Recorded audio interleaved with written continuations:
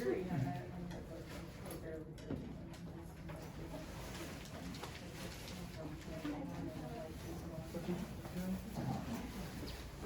It's kind of a, yeah. Is anyone else being like a monster? Thank you. Here, Ron. Good? Yeah. Good. Yeah. So, what house are,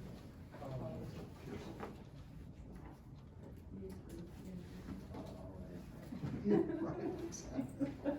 And what was your home? I was, Calhoun, but now we're Howard. Yes.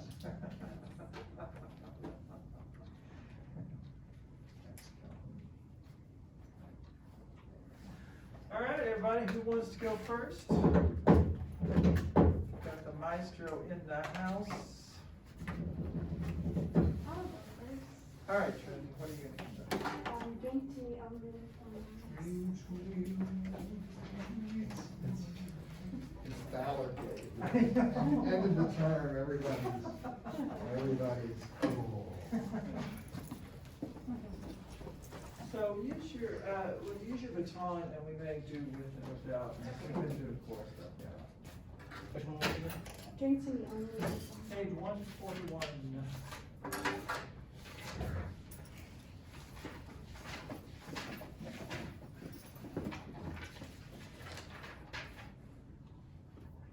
Y'all can sing and I'll play along.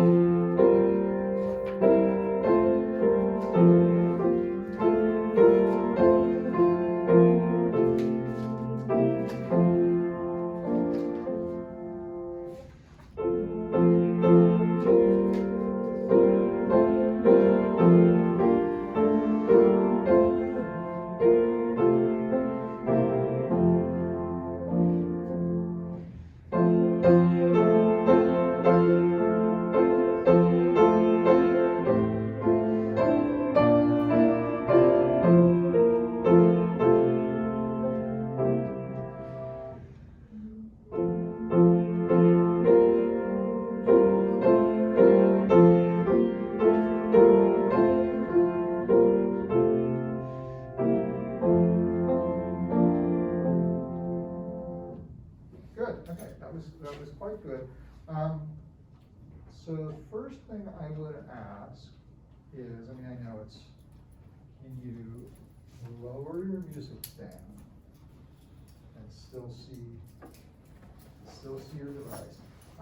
So, yeah, it's just a practical matter. When the stand is here, you're sort of shortening the amount of territory you can be expressive in. So the more, obviously, by the time you get to your waist, that's going to be too low because most people won't.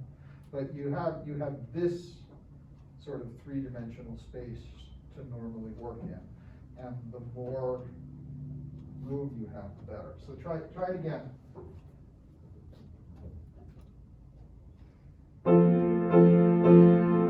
Sorry, so Trinity. So you're conducting as if the music stand was still where it was before. Take advantage of this new territory that you have.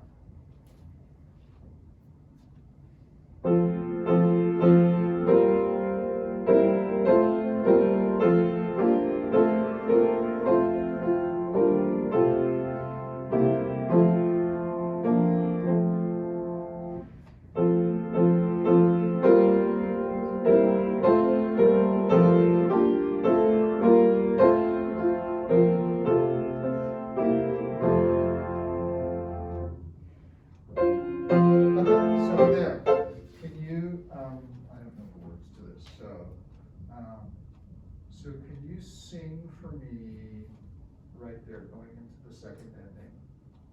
I'll not ask for wine, okay. So sing that and then start the next phrase. So don't conduct, just sing it, okay? I'll not ask for wine, Okay, So you don't want any break, you don't want any change in tempo. No.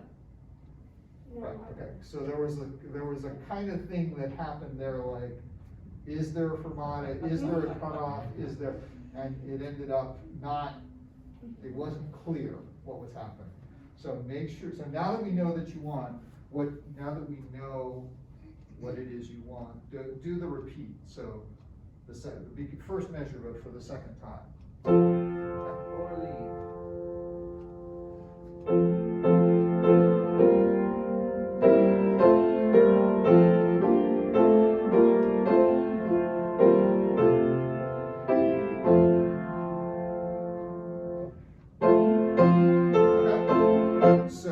So you want, and everyone should, if you're singing along, sing out more, so that she actually has people besides Jimmy's piano playing.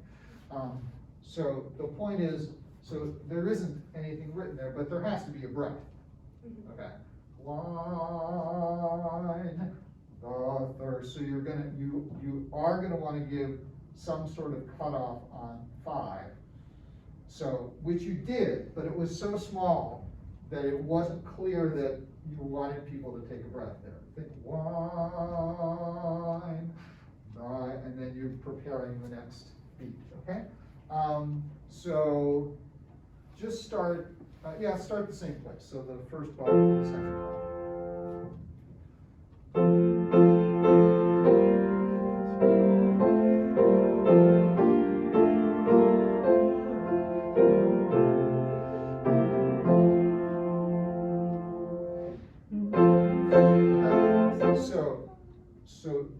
So let's talk a little bit about left hand.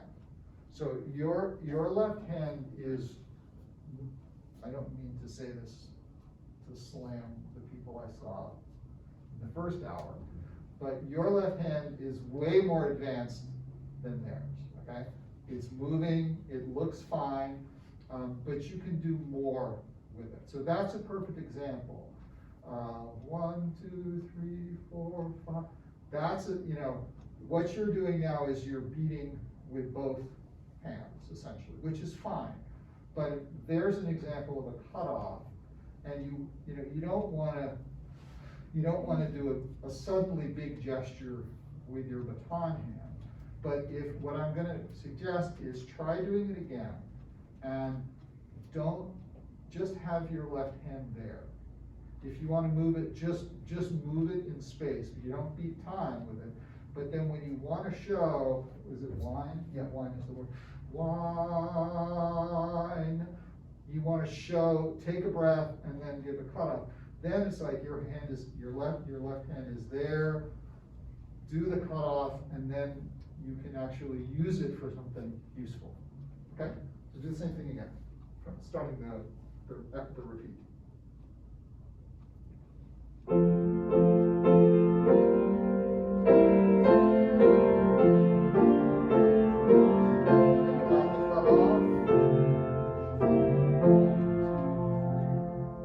But where is the cutoff? Yeah. Which beat? I would say beat 2. That's fine. It can be beat 2, right? So you want. I'll not ask for wine, or. I'm sorry, beat 4. Beat 4. Yeah. Okay. Wine. Okay. So show us that and make us know that's where you want it to happen.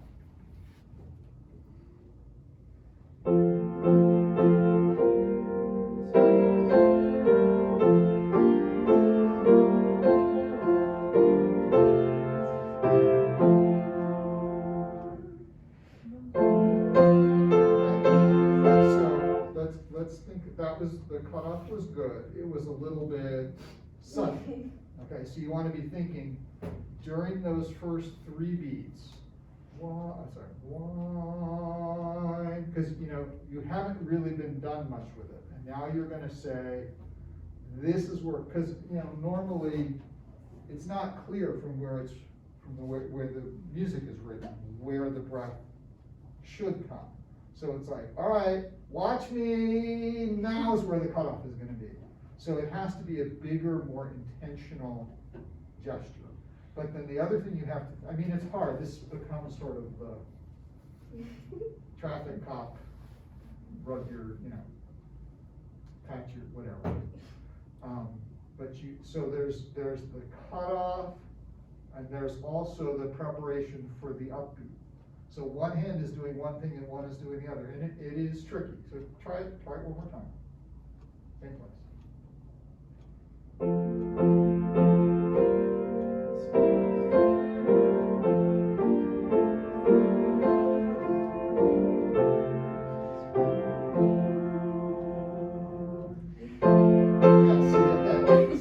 You lost a beat there, but Yeah. that's why, so you have to think about, I mean, the easiest thing is if you do the cutoff on 5. Because 1, 2, 3, 4, 5. And then the cutoff and the preparation for the upbeat are happening at the same time. So it may just be that but I mean, there's no reason not to do it the way you were doing it, except it creates a coordination problem. Okay? Try it one more time and now go on. And in general, try seeing if you can make the beat with your right hand on the stick. Make it a little bit bigger. Okay? As if you had 10 times as many people to conduct for than you do. Okay?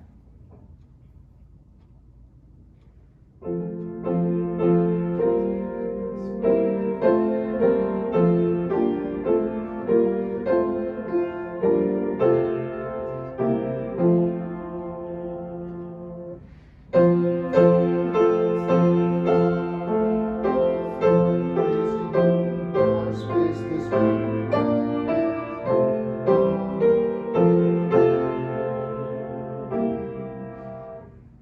That same thing, and you had that same problem the first time. And I was thinking that it was here, but it was there. So it's the same thing, you just have to decide what you're gonna do. And in this case, it's safer to do exactly what's in the music. 1, 2, 3, 4, 5, and, okay? Because there isn't a pickup, it's just a breath. So, start with the thirst, the pickup to the bar after the second M. And go to the end.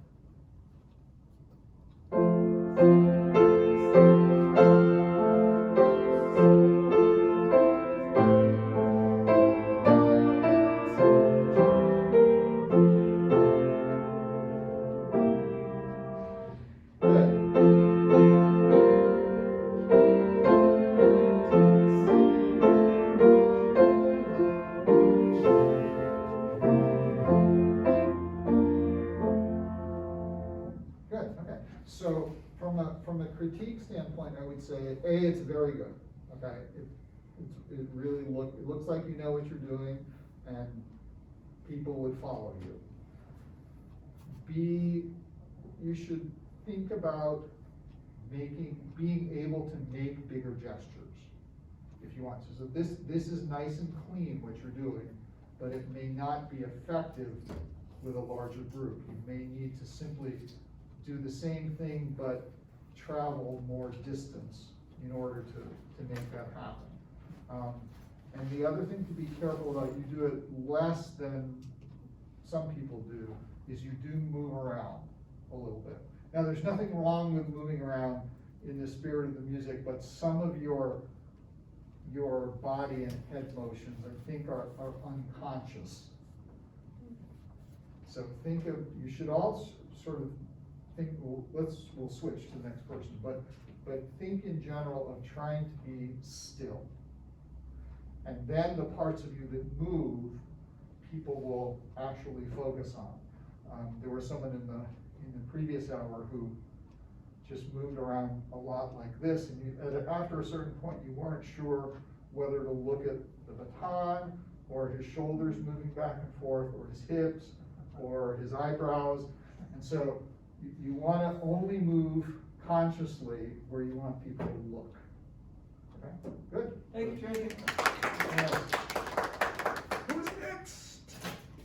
I could go. Anna. What you gonna do? I'm gonna do green in sleeves, which is on page 140. The next thing we need to invent is a music stand that will accept a laptop Yeah. safely. Yes.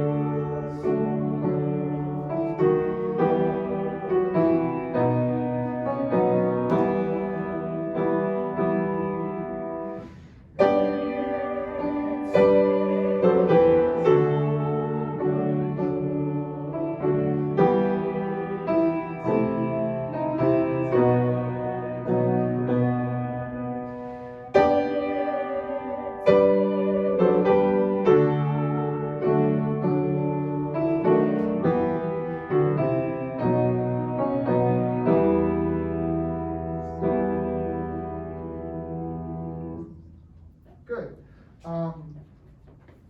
First thing, which is minor, but so when we get to it the next time, you can just do it, and it also would apply to Trinity.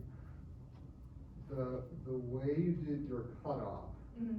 was kind of out of character. Okay. I Okay. exaggerated a little bit. Yeah. But it wasn't in the character of the music. Okay. It was like, that was a cutoff from a different piece of music. It was like, oh, I have to give a cutoff, so I'll give a cutoff. Okay. So always think about that. You move around a little bit too, and I'm gonna give you a slightly obnoxious thing to try. Okay. Do it again and stand so that you're in contact with the back wall. Okay.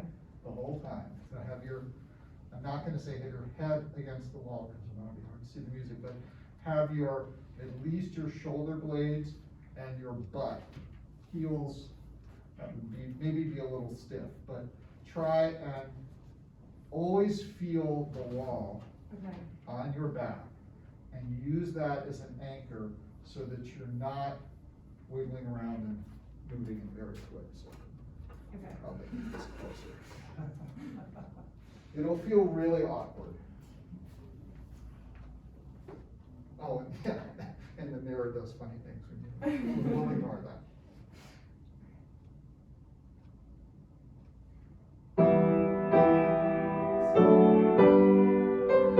Sorry. I meant to say one other thing. Yeah, this will make your music read, but you know how these go. Try it'll feel awkward, but try to have the back of your head touching the wall. Okay. Because you have a little head jive Okay. that you tend to do, and that will discourage you from doing that. Okay. But then there's an even better trick that I'll give you.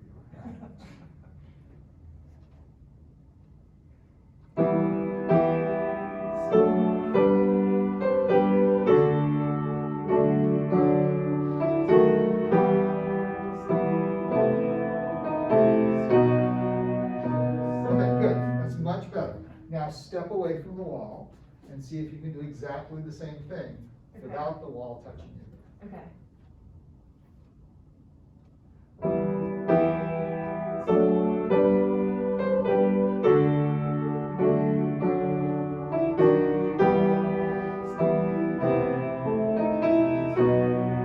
Okay, good. That's much better. Does it feel awkward? Yes. Yeah, it feels a little bit like Stiff. he's put me in this straitjacket and I can't be who I am. But between that and what you were doing before, which was a lot of just small but extraneous moves, and they were sort of things that happened on a regular basis, they were distracting. So that's one thing that can help you. Now, there's the trick that I was gonna suggest is a little bit strange, but it's something you all can do, and you can practice the ability to be still. There was a composer too, famous Russian conductor Igor Markovich. And supposedly, I heard this secondhand, but the person who told me is someone I would trust. She said that Markovich had his conducting students practice conducting lying on the ground. Wow. So you would just, I was saying things in the other section like, you can do this, but you know, if you don't live alone, people will think you're crazy. But this comes in the same, but so, okay, same practice green sleeves. You know, you can't make extraneous movements this way. Right. You're standing straight. It's a little bit strange, but if you can sort of know, what does this feel like? And then have that same feeling standing up, I think it will help you both get rid of some of the extraneous habits that you don't know that you have, but also one of the really important things is fighting tension. Mm-hmm. And we all have a certain amount of tension in our bodies when we're conducting. And it's the enemy, because when you start, as I said to the folks in the previous hour, you know, if you're conducting green sleeves for 45 seconds, even a few times, and your arm is stiff, you'll be fine. But if you're conducting a 45-minute rehearsal, or you have a 2 rehearsal day and you're conducting for 4 hours and a half, and you have stiffness in your arm, you're going to be icing your arm when you get home, and you're going to end up with tendinitis and then all kinds of other bad habits. And laying on your back and practicing your conducting, you will have no tension in your body because your body isn't working to stand up. And just sort of, what does my body feel like when I'm doing this? Okay, stand up and see if you can recreate that. Last thing I'd like you to do is let's do the beginning again, the first couple of phrases, and talk a little bit about left hand. Okay. Your left hand is kind of beating along, but not exactly. So what I'd like you to try to do is the beat in your stick hand is pretty clear and pretty reliable. So what I'd like you to do is just with your left hand, just take some very simple gesture like 2 beats you move out, Mm-hmm. and 2 beats you move back in. So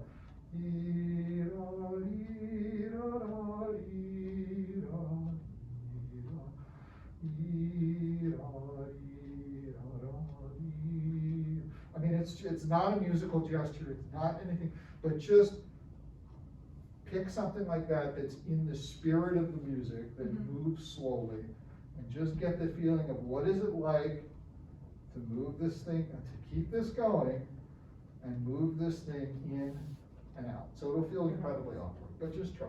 Okay.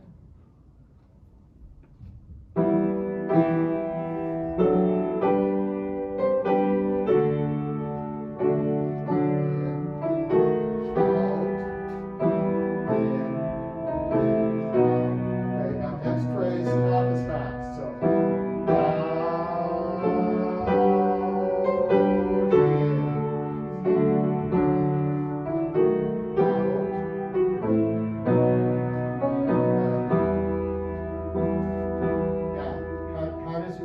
how does your left arm feel? How does it feel? Yeah. I don't know. Now, I mean, does it feel stiff? Does it feel normal, natural? What? I felt like the movement was a little strange and maybe a little stiff, like here. Okay. Yeah, it looked stiff, but I didn't know if it was just that you felt foolish, and so it was coming across as stiffness. So that's one of the things I talked about with the other people is just the notion of practicing your beating while you're doing something else, like if you're watching TV or talking to someone on the phone or on Zoom or reading something. Just beat a 4 pattern and hold your stick and try and carry on the conversation and do something else, and then change to a 3 pattern and do other things. So just sort of practice doing this so that it gradually becomes something that's more automatic and not something that feels weird.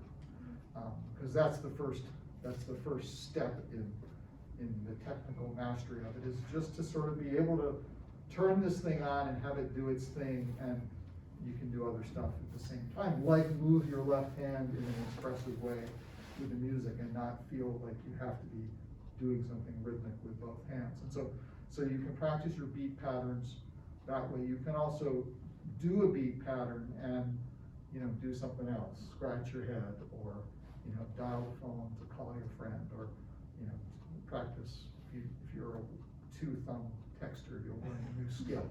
Send texts with your left hand while you're conducting with your right hand, and just sort of work on that independence of being able to control your non-conducting hand and do other stuff.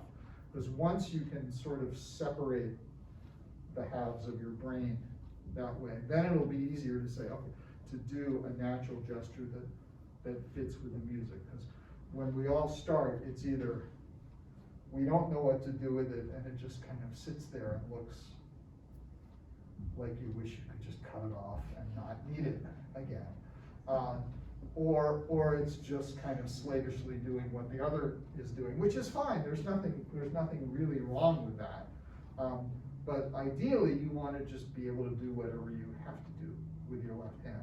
But until you can separate the left hand and have its own existence that you can control and move independently of what the other hand is doing, you can't really do that. So just kind of doing silly exercises like that is a good way to sort of separate those. Asynchronous is a new buzzword Yeah. recently. Exactly. Zoom classes. Thank you. Good, And, Thank who's you. next? Angelo, get up there.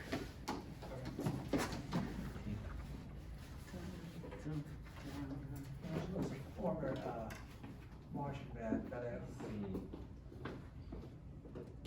I will be doing Haydn Symphony No. 7, verse Which page? 134. You would not believe, is that right? Yeah, it is.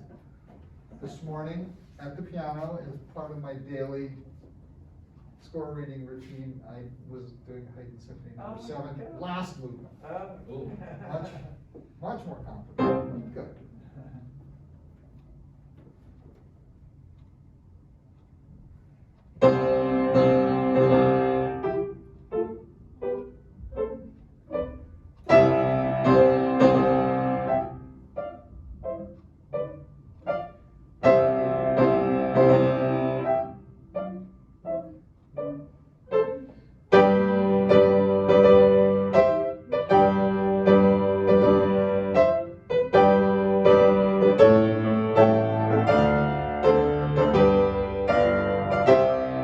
Good. Okay, so what's your instrument? Voice, but I also do percussion as well. Okay, so your beat is clear and it's good, but it has a little bit of the percussion kind of feel to it. Now, yes, you're beating 8 beats and you want it to be clear, but you also don't want it to be heavy. I mean, this is it's a sort of has character to it. Dee, bum, bumpy. It's not. It's kind of up in the air. It's festive, and so if you're beating this very kind of strict, it looks like like sort of the Nazi hordes are coming with goose stepping instead of a happy parade of village people with their slightly out of tune instruments coming down the street. So see if you can just kind of lighten up don't change anything yet, but just kind of lighten up the feel. Okay? Smile behind your mouth.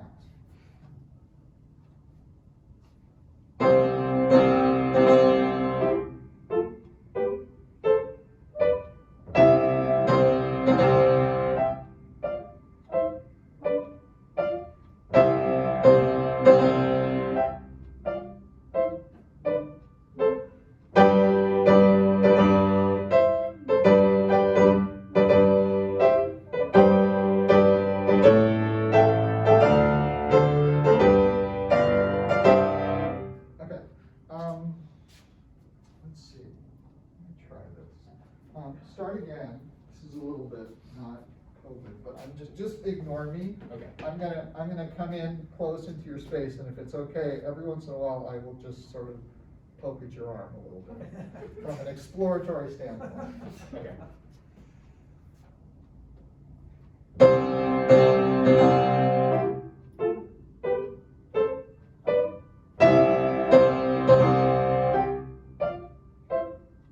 Here I come. Relax.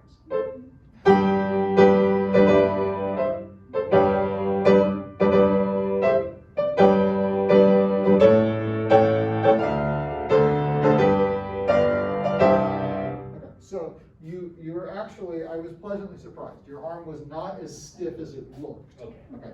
It looked like, and especially after the second time you did it, when you kind of shook your arm out, I thought, uh-oh, he's got tendonitis in his, not in his distant future, but tomorrow.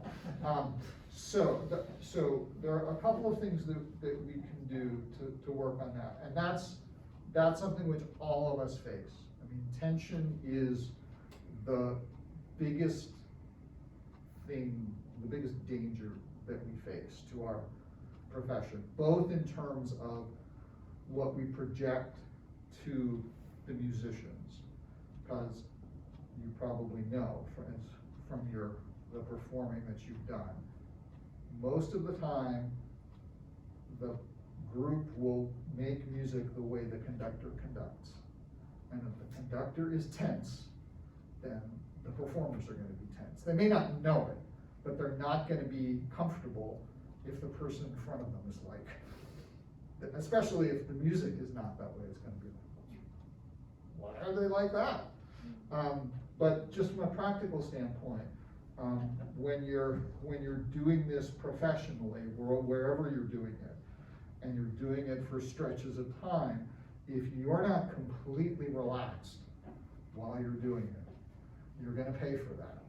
I mean, when I got my first job where I was doing a lot of conducting and was doing a lot of big repertoire, I mean, by the time it got to now, to Thanksgiving, I mean, I was icing my arm every day. It was just, and I was raised in an ethos of conducting where you were not supposed to be stiff. You're supposed to be relaxed, and I knew the way I had to be, but I was just doing it so much, and it just sort of snuck up on me, and it took weeks and weeks for me to just get to the point where my arm was back to normal. Unfortunately, then it basically didn't happen again. So the practicing on the floor will help, but also one of the biggest things is holding the baton. So Angela, when you hold your baton, it looks like you're holding it pretty tight. Okay, is that the case? Kind of, yeah. Okay, so there are all kinds of different batons, but if you have a baton that has some kind, most of them have something here. It may not be as round as what I have, but in theory, you want to try to have it so that that thing is touching the palm of your hand, and so that if that's there, and you turn your hand over, I'm not even touching it with my thumb and my forefinger. It's staying there because it's there. I mean, there's a little bit of tension in this part of my hand, but I don't have this. Because what's happening with you is your tension is actually, it is in your arm, but it's starting here. And then it's working its way back up here. So if you can just hold, I wouldn't, start with the natural position of holding the baton. Maybe even with the pressure, be aware of the pressure, and then just relax that pressure and see what happens. At some point, it's going to want to fall out. So you have to do something, whether it's you change the position so that it's leaning up against the back of your hand, and then you can relax it more, but then it does that. So, you figure out an alternative way of holding the baton so you're not relying on this. This can be useful. If you want to sort of have precision, when you might want to have dum, bee, bum, bee, bum, And you know, when the forte comes in and the fanfares, I just sort of squeezed a little bit, and it changes the look of the beat. But the most important thing is don't just be grasping there, because that will radiate tension throughout your body. So, you know, so while you're binge watching TV and playing with your baton, you know, think about how am I gonna hold it? And then once you figure out how you hold it, then you can beat and do things with your left hand. Cool. That was good. Thank you. Do you know the title of the Haydn Seventh Symphony? Oh, No. You no, don't. yeah. Doesn't, well, well, first of all, there are 3 Haydn symphonies that everybody should listen to. It's 6, 7, and 8. And they're called Morning, Noon, and Night. So they were meant to be, he wrote them when, early on in when he was court musician to Prince Nicholas Esterhazy. And basically it was, they were gonna basically play one for breakfast, and one for lunch, and one for dinner. It was entertainment for the prince. But they are so fabulous because it's like every instrument in the orchestra gets, there's violin solos, there's cello solos, bass solos, horns, everybody. It's just like yeah, we're gonna be playing for you today on this big party that you're having, but you're gonna hear how good these musicians are that you are paying these crap wages to. And they're just 3 absolutely delightful symphonies and just really cool. So Cool. check them out. Who's going next? Madeline, Sierra, Rachel, all right, Rachel. Rachel's a Chad Arno student at Caltech on S2. What page So I are you won't on? make any jokes about I'm giving doing- a hand to the trombone. I'm doing the Bonnie Doon one, I don't know what page it He's is. taking some braves old Bonnie Doon for Granger. 136. Okay.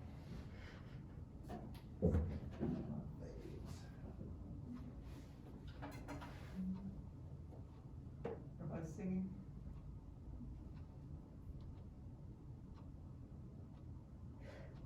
We got this.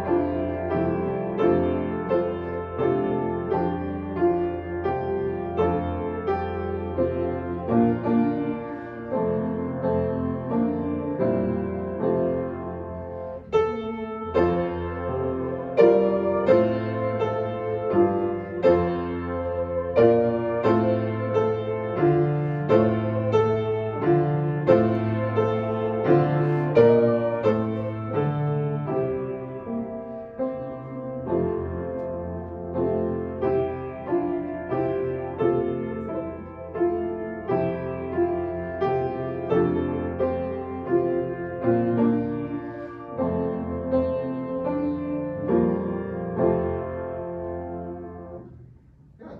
I love this. It's slightly faster with a question mark. It's like, maybe not, but it says slacking, so. But yes, Granger's, I love his point, loud and slacking. Loud.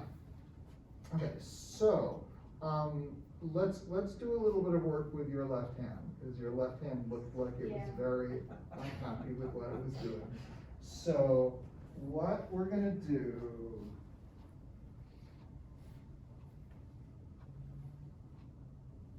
Okay, we'll make it relatively easy. So we'll go phrase by phrase.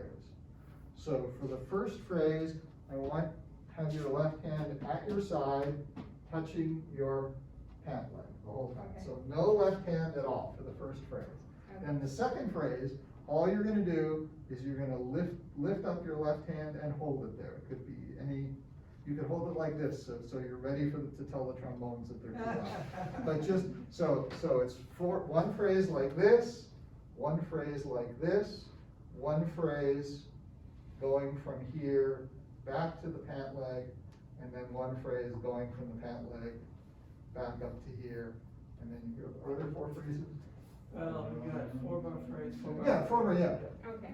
So by the time you're at the end, your left hand will be up here, and you can use it for the cutoff, okay? So down, up, from up to down, Yeah.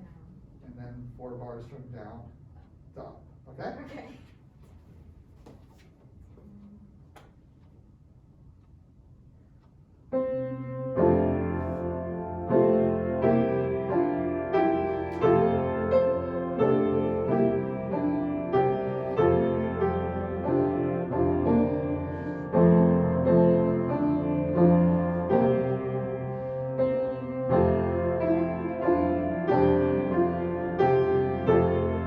Relax your left hand.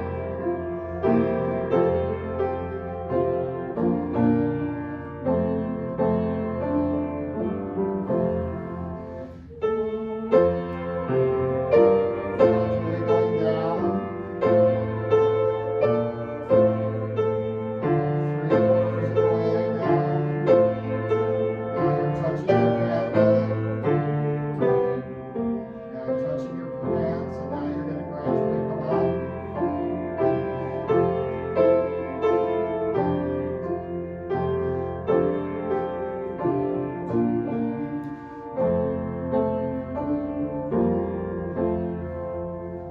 Now that felt absolutely awful, didn't it? Even without a mask, you could tell, even with a mask, we could tell. But that's the kind of thing you can practice, just something very simple. So, all right, I'm gonna be here, this will be fine. So the second phrase is just gonna be like this. And, you know, while you can play with it, it's like, well, that feels, well, if that doesn't feel good, then try this. You just wanna sort of be have your hand there in a sort of relaxed, neutral thing that doesn't, you know, you wouldn't do this because that's not the character of the music. Just some gesture that's in the character of the music. If you were gonna say, you know, this piece is kind of, it's kind of like this. Well, yeah, it's perfectly good gesture. So, and then in the third phrase, you're sort of moving it very slowly from one place to another. And then so just, you know, come up with a game like that, just gradually get to the point where you're just used to doing something with your left hand instead of just this or just holding it there like you wish it wasn't there. Last thing, I would say, let's with everybody, let's grab batons would be good to have. So let's think about the beginning of this piece, because everybody is always, even I, after all these years, upbeats are hard. They're just hard. And this one's especially hard because not everybody has the upbeat. The people who play the melody have da, e, and the people who don't have the melody have da. So you have to sort of do both things, because, you know, in looking at the music, you know what's happening. But if you're a cello player or a trombone player and you don't have the pickup, yeah, you see a rest there. And if you were thinking about it, you think, well, the rest must mean somebody's playing there, so there's probably an upbeat. But, you know, it might just be, I'm going to play this piece. And then you'll find yourself playing a beat too early because you didn't, not partly because you didn't think about what that eighth rest meant, but more because maybe what the conductor did wasn't clear. So the trick is you want to give a clear upbeat for the people who are playing the melody, and a not clear, you know, a clear sign that you're not supposed to play to the people who don't play. So let's focus first on the melody. So everybody, all we're going to do is, okay, we're going to sing the first 2 notes of the song. Da, dee, okay? So the tempo is 1, 2, 3, 4, 5. No beating, just singing, and I want to hear you sing. So 1, 2, 3, 4, 5. Okay, once again. 1, 2, and this time I'll count 1, 2, 3. I won't say 4, 5. but we'll all think it. So 1, 2, 3. Okay, now you heard everybody breathe there. Okay, that breath is important. 1, 2,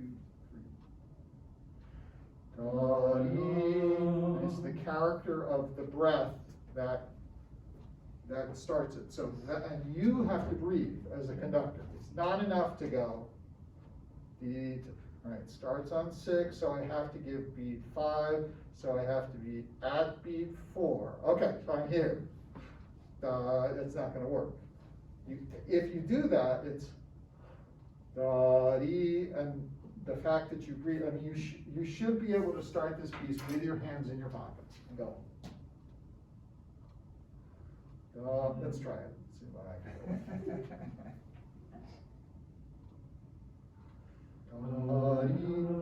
Right, so I made a big breath and I moved a little bit, but I didn't do anything with my beating, but people knew what to do. Okay, so let that breath happen and now conduct for us and get us to sing those first 2 notes.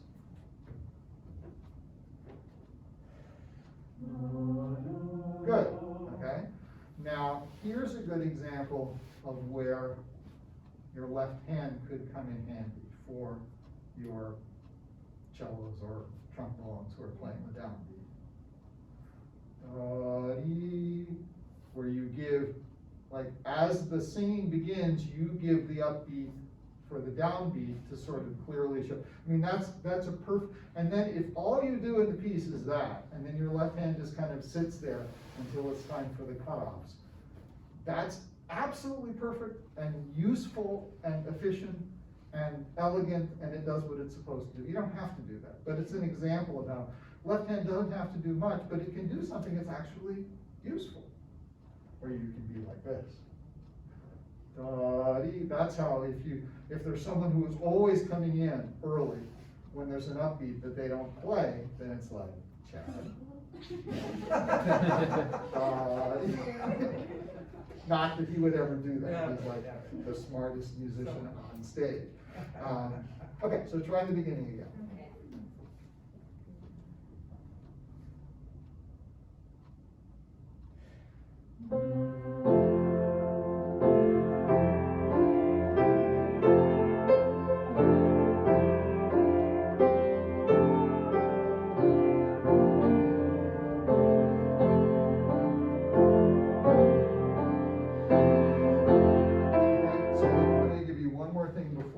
Before we're done. So the same breath that we have at the beginning happens at the end of the phrase, right? Because you gotta breathe, you know. As a trombone player, you have to breathe before the pickup. So try to show that. If it's too much coordination issue to show it with your left hand,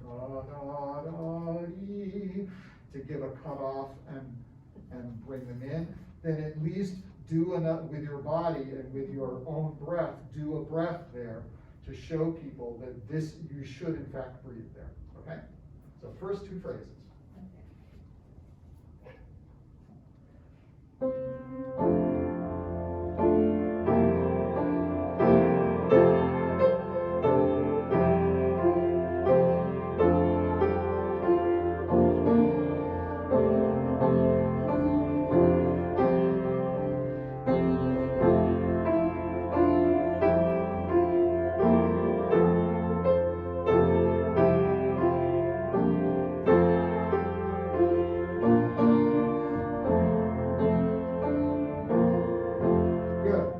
So what you did there was good, but this is another good general lesson for everyone.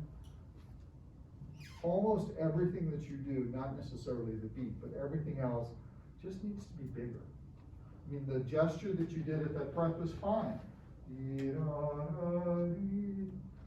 but it was just too small. Just a bigger breath. Breathe with your whole body and sort of show,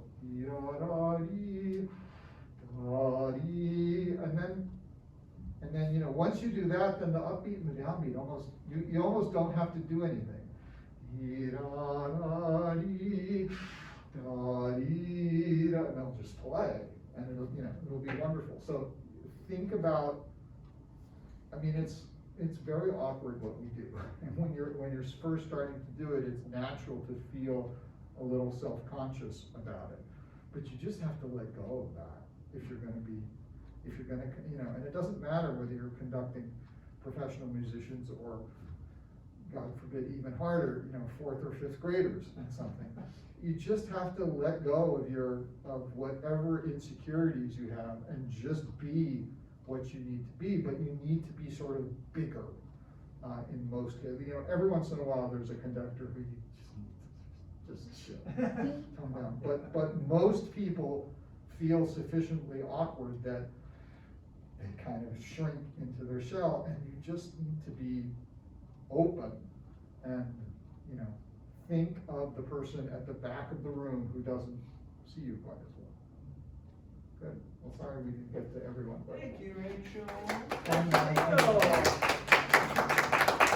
Thank you so much. Rachel had a question, we can talk on the way out. Some orchestras where the conductor is like way ahead of the orchestra, or is that some old European tradition? Yeah, it is. I mean, there are some European orchestras tend to just play really behind the beat, and it's just. I mean, I'll never forget when I was a student in Paris.